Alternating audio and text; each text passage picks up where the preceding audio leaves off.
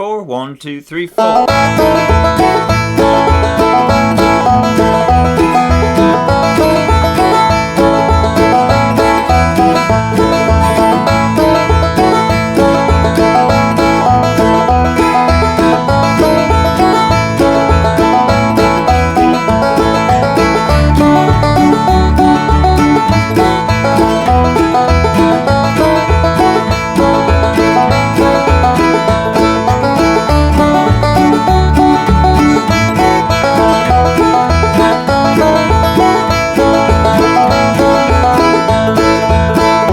Alright, hey everyone out there in Banjo Land, Mike Hedding here. Today I've got the classic Stephen Foster song, Oh Susanna, in the key of A. This is a great, old, simple melody to work on adapting to the Bluegrass Banjo style. And I'm going to do something a little bit different on this one. I'm not going to do a complete note-for-note breakdown, even though we are going to break down some of the phrases. But this lesson's more going to focus on taking a simple, straightforward melody and adapting it to a three-finger banjo style. And that's something that's not always easy to do, but the more you practice it, the easier it becomes. Alright, so here we go. Here's Oh Susanna in the key of A. Alright, so let's start by looking at the single note melody for the first three measures of Oh Susanna.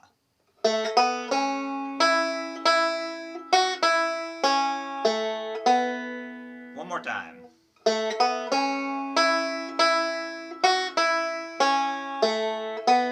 Okay, so we're starting with an open 2 on the third string, and then we're going to go up to the open second string. And don't worry too much about how you're playing this with your right hand. You can use your thumb over and over again, or you can use different fingers. Whatever feels comfortable when you're just getting the notes. Okay, so we're playing open 2 on the third string, and then up to the second string open, and then open first string twice, and then second fret on the first string, and then back to the open first string, open second string, and then open third string, and then second fret on the third string. So it sounds like this.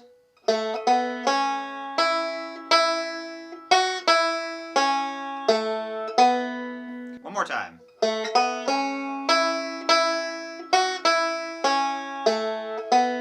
Okay, so that's our single note melody. So now let's look at how we adapt that to a bluegrass style solo.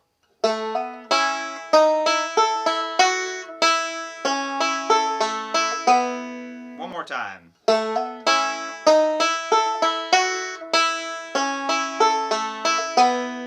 Okay, so let's break it down from the pickup. So we're going to start on beat 4, and instead of playing an open 2 kind of single string, what we're going to do is we're going to do almost more of an old-time banjo thing. We're going to do an open 2 hammer-on. And that's going to set us up to do a pinch at the beginning. So instead of playing it like we would with a single note melody, we're gonna hammer on, because then we get that same effect, but we don't have to play as many right hand notes. That's gonna set us up to do a pinch. And a pinch is a really easy way to bring out a melody note that you want. Instead of rolling through that, which we'll do later, and that just covers the melody a little bit more because you're adding more notes. An easy way if you want to really bring out the melody is do pinches. You're leaving space, so the melody is going to immediately shine through. So we're doing a pinch right there, and then we're bringing our thumb of our right hand down and doing a 2-3 hammer-on. And then coming up with our first finger up to the second fret of the first string. So again, listen to the difference of the single note melody. And then. So instead of playing those 2 open notes on the first string, we're doing a 2-3 hammer on the second string. And you'll notice that the timing of that, it automatically syncopates it a little bit, because instead of playing 1, 2, 3, we're going 1, 2, and 3, and. So we're putting those notes on the ands of the beat 2 and 3 rather than playing it straight. So it's just a way to kind of syncopate it, and that's what makes bluegrass banjo so cool, is that instead of having a single note melody just being completely straight, we're naturally syncopating it because we're using 3 different fingers. So listen one more time. So right there, I'm instead of playing that open again, I'm hammering on through that, even though that it throws the timing of the melody off a little bit. And then right here, I'm pinching, or I'm playing the second fret of the first string, excuse me. But if you notice, in that one, I played it on beat 4, instead of in the single note melody, I went. So on that one, I played it on the and of beat 4. 4 and 1, 2, 3, 4 and.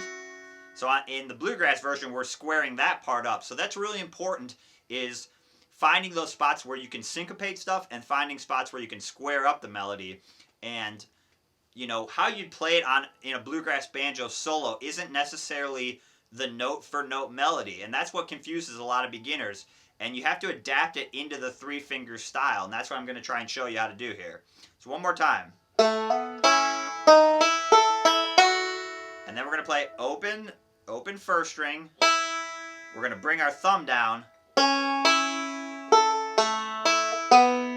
So follow the tab closely there. And the melody there, remember, is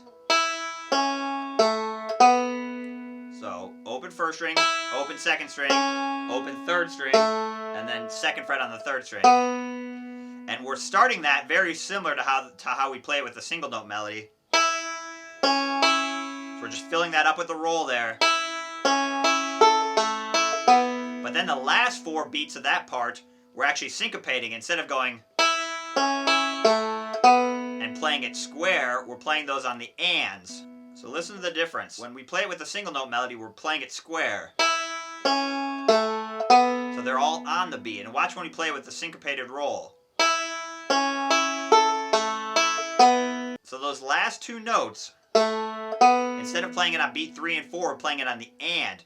3 and 4 and. So it just gives it a little syncopated feel.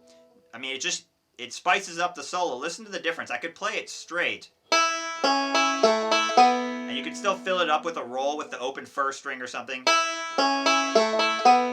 It just doesn't have it, again, it doesn't give it that syncopated flavor that we like. So listen to the difference one more time. Now here's measure 4.